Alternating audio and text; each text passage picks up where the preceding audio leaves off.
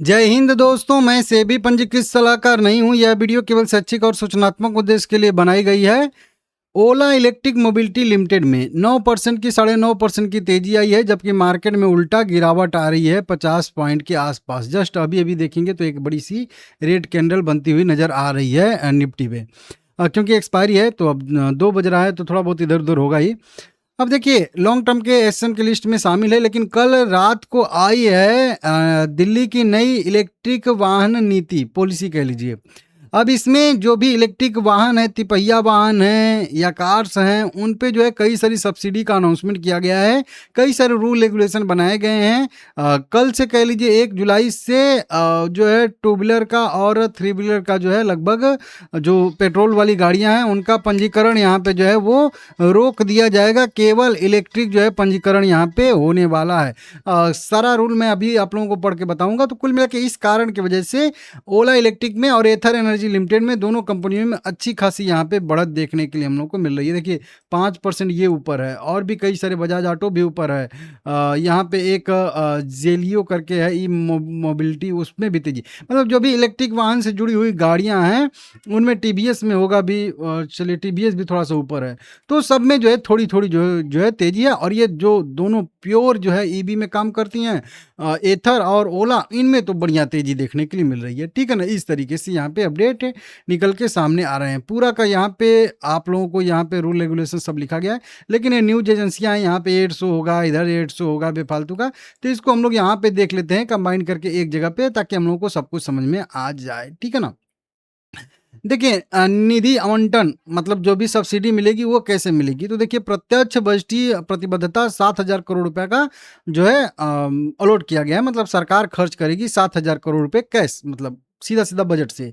उसके बाद कुछ बुनियादा ढांचा और कर छूट मिलेगा। तो टोटल मिला के 15,000 करोड़ रुपया का जो है यहाँ पे ये कह लीजिए कि लक्ष्य रखा गया है छूट देने का, इतना कुल निवेश ये पॉलिसी पे। ठीक है ना, बजट रखा गया है कुल मिला के 15,000 करोड़ रुपया का। ब्रेकडाउन में इसे अगर हम समझेंगे तो 3,000 करोड़ रुपए की खरीद और सब्सिडी खत्म करने के लिए लगभग और 1,000 करोड़ रुपए जो है लगभग चार्जर और इंफ्रास्ट्रक्चर जो है डेवलप करने में खर्च किया जाएगा। तो 3,000 करोड़ रुपए जो है खरीद और सब्सिडी पर, और 1,000 करोड़ रुपए जो है वो मतलब इंफ्रास्ट्रक्चर बिल्ड करने पे, मतलब चार्जिंग वर्जिंग पे। खरीद सब्सिडी संरचना की बात करेंगे तो देखिए 3 साल में 3 टाइप का सब्सिडी मिलेगा। अगर इलेक्ट्रिक दोपहिया वाहन आप 2000 मतलब 26-27 फाइनेंशियल ईयर में खरीदते हैं तो आपको 30,000 रुपए तक का सब्सिडी मिलेगा। वहीं पे 27-28 में खरीदते हैं 1 साल बाद, दूसरे साल तो 20,000 का। और तीसरे साल अगर आप खरीदते हैं जो मतलब 28-29 फाइनेंशियल ईयर में, तो वहाँ पे आपको जो है कह लीजिए कि 10,000 रुपया का बेनिफिट मिलेगा। वहीं पे तिपहिया वाहन में भी सेम यही वाला कंडीशन अप्लाई हो रहा है। तिपहिया वाहन पहले साल 50,000, दूसरे साल 40,000 और तीसरे साल 30,000 रहेगा। वहीं पे N1 मालवाहक जो होती हैं 1,00,000 रुपए तक का पहले साल ही छूट मिलेगा, उसके बाद जो है छूट नहीं मिलेगा। ठीक है ना।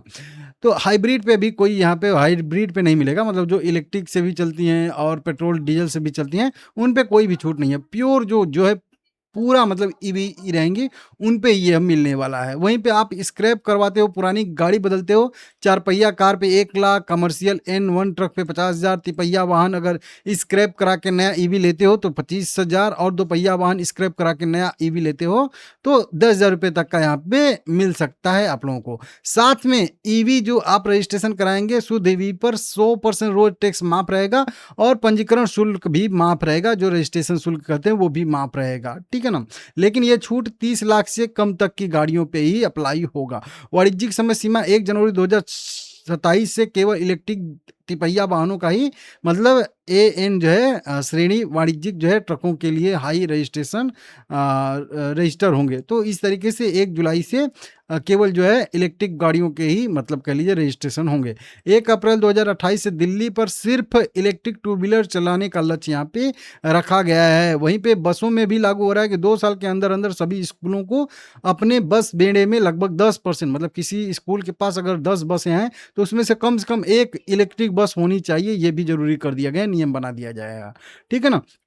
जब भी आप नया इलेक्ट्रिक वाहन खरीदेंगे तो 60 दिन 30 दिन के अंदर आपको अप्लाई करना पड़ेगा और 60 दिन के अंदर जो है जो भी डायरेक्ट बेनिफिट है वो जो है आपको ट्रांसफ़र कर दिया जाएगा आपके अकाउंट में। चार्जिंग इंफ्रास्ट्रक्चर की बात करेंगे तो अगले 4 साल में लगभग 32,000 नए मतलब सार्वजनिक चार्जिंग पॉइंट लगाने का सरकार का लक्ष्य है यहाँ पे तय किया गया। तो बहुत ज़बरदस्त यहाँ पे ये पॉलिसी आई है, इसी वजह से कह लीजिए कि ओला इलेक्ट्रिक में ये न्यूज़ आ रही है। तो क्या ये न्यूज़ आज ही आई है, कल ही आई है? नहीं, ये न्यूज़ बहुत पुरानी है। अभी उसको कानूनी रूप दे दिया गया है। देखिए, ये न्यूज़ जो आप लोग आज क बहुत सारे लोग मुझे कमेंट कर रहे हैं कि ये न्यूज़ आ रही है, आप नहीं कवर किए। भाई, इसको मैं बहुत पहले कवर कर चुका हूँ न्यूज़ को। आप कमेंट करके बताइए, ये न्यूज़ बहुत मार्केट में बहुत पहले से तैर रही है। समझ रहे हो? जो ये ओला इलेक्ट्रिक में ये जो रिकवरी निचले स्तर से आई है ना, ये इसी पॉलिसी जब से जो है का जो सुगबुगाहट कह लीजिए जब उठी है ना, तभी से आ रही है। आप थोड़ा-सा रिसर्च करके देखिएगा, ठीक है ना? तो ये न्यूज़ पहले से ही थी, अब उसको जो है फाइनल मंजूरी मिल गई है। मतलब जो मतलब रूल बनने वाला था, न्यूज़ आ रही थी कि ये रूल बनेगा, बनेगा, बनेगा, बनेगा, अब बन गया है। ठीक है ना? तो मतलब आज फाइनल हो गया है कुल मिला के।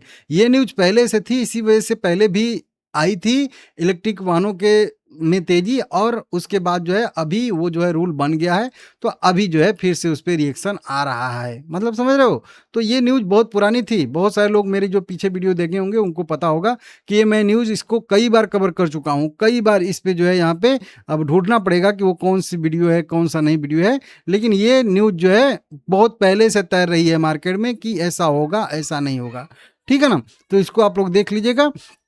और ठीक है, अच्छा खासा है और इंटरेस्टिंग बात कल ही मैं आप लोगों को बोला था कि यहाँ पे अभी 50 डीएमए और 200 डीएमए का हो रहा है गोल्डन क्रॉसओवर। इसको हल्के में नहीं लेना है। जब तक प्राइस इसके नीचे 40 रुपए के नीचे न जाए और न सस्टेन करे तब तक व्यू तेज़ी का रहेगा।